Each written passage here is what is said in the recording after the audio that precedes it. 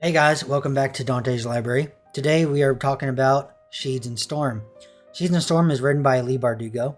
It does have an audiobook. The audiobook is narrated by Lauren Fortgang, and it is 11 hours and 49 minutes long. This book was first published in June 4th of 2013, so exactly 1 year after Shadow and Bone.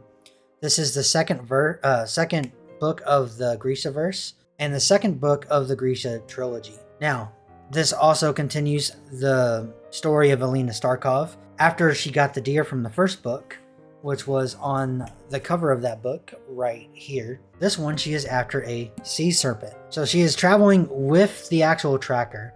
Some things went down in the first book with the Darkling. So they are kind of separated from the Darkling. It's just her and her tracker this time. All of the love stuff of like she's in love with the Darkling, she's in love with the tracker. All of that is still present in this book. They keep going back and forth. And she is still on her journey to kind of hunt down the 3 animals that will make her power stronger so she can destroy the Dark Foe and save the world, basically. At least to save the world from Shadow. There's still a lot of war that's going to be happening between the Grisha and, Nazi Russia or whatever it is in this book. Overall, I do like this book a lot less than the first book. I'm going to be honest about that. I think it's the worst book in the trilogy, but that doesn't mean it's a bad book. It's also the worst book in the entire Grishaverse. But this is the only exception to what I said the first time, where Leigh Bardugo's writing gets better and better and better as time goes on. Arguably, her writing does get better in this book compared to the first one. So that is still true.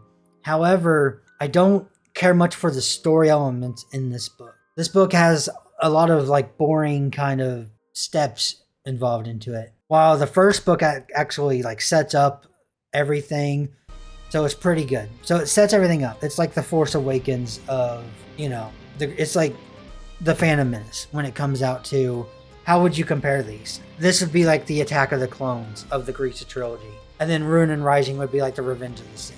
So it comes out with it starts off pretty good, slows down a bit, but then it gets a lot better. And that's kind of my take on how this book is. Now, with this, I do like the entire sea serpent kind of area in this book. And I think that's kind of a little bit of the issue. It feels like the sea serpent part of this book comes super early on. So when it comes down to what you're trying to do in this book, you hit the main objective immediately. And then it's just a bunch of fluff after that. And you're not going to be able to go to the third one. You're not going to be able to find that little phoenix dude in this book, because this book was about the sea serpent. So what are you doing? The entire last 2/3 of the book feels like it's just padding or conversation of, oh, we are trying to run away so we can search for the last person, but we can't actually do any searching yet, because that's not what this book was supposed to be about. Now, I don't understand some of these things on the back of the book. The best magic universe since Harry Potter, that was said by Bustle. It is a great magic universe. It's just I don't know what it gains from comparing it to Harry Potter. That gives kind of a false expectation in my own opinion. This is what fantasy is for. Okay, that's fine. The darker it gets for the good guys, the better. Alright, that is actually true in many books. Sultry, sweeping, and picturesque. Impossible to put down. No, I quite possibly put this down a lot. But, I read Six of Crows first. I read this because I wanted to know more of the story after I read the Six of Crows duology. I do really enjoy this. This is also the last season of Netflix before they canceled it. And that might just show you what you're putting yourself into. There's a reason they canceled the Netflix series.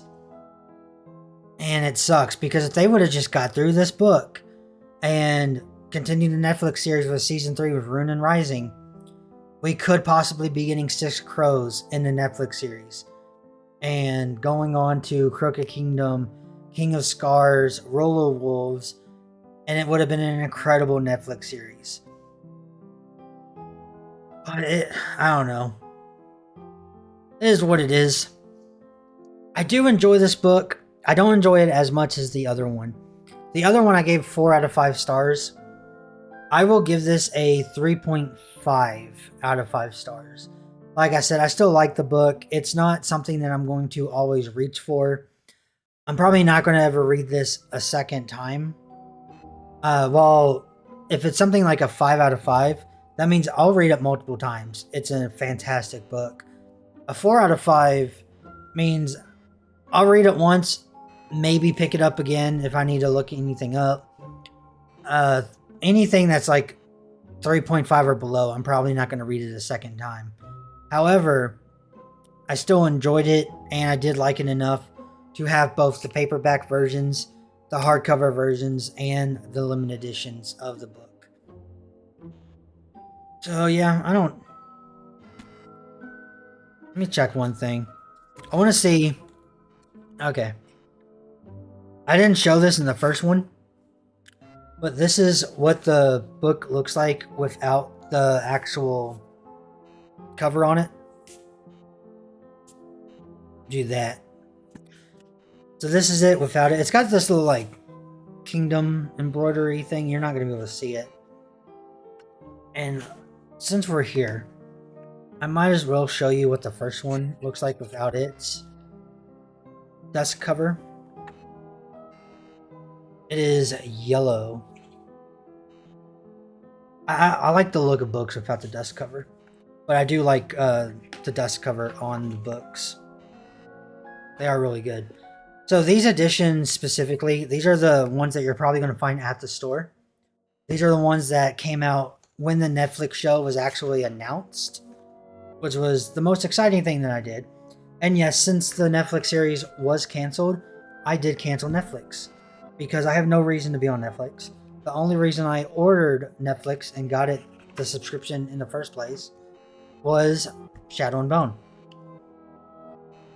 I put these on, right? Yeah. Okay. But overall, I do enjoy it. This version of the books were $19.99 USD. It says $27.99 for Canada. Now, the Shadow and Bone was $19.99 USD and $22.99 in Canada. And then I can also say it is 435 pages. That might be the author notes as well. But I don't know. I do like it. It's just not the best book in the series. Let me know what you thought about Seeds and Storm. Do you have a different opinion? Do you like Seeds and Storm better than the other Shadow and Bone book? Or Ruin Rising? Be interesting to find out. My favorite's always going to be Six of Crows, even though I will admit Six of Crows is probably not the best in the series. It's just the one that I started with, and it's the one that has my favorite characters.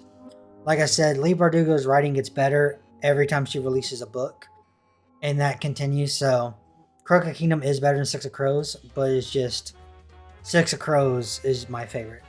That's why I have my entire left arm is tatted with Six of Crows stuff. But yeah, I will see you all next time. Like I said before, this channel is not really for trying to be a booktuber or anything. This is just an excuse for me to read more books. So it's like, okay, well, if I post a video every week of books that I read, then it'll make me have to read more books. It'll give me something to do after reading the book, and hopefully somebody to talk to about the books, or at least a way to get my ideas about the books out. So I will see you all next time. Yeah, peace.